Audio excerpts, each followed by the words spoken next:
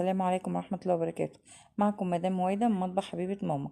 النهاردة بإذن الله هنعمل الريش المشوية دي. طبعا مش مشوية في الشواية، هنشويها في الفرن عادي من غير أي شواية، وهتطلع أحسن من الشواية ومستوية جدا.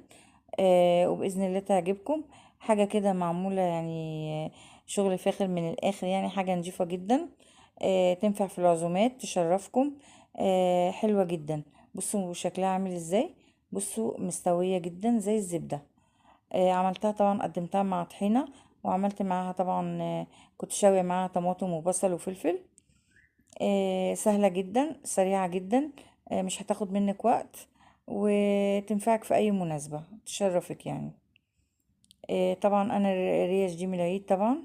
آه، بص أنا عندي هنا طبعا، أنا مش وزناها بس يعني ده مقدار من الريش.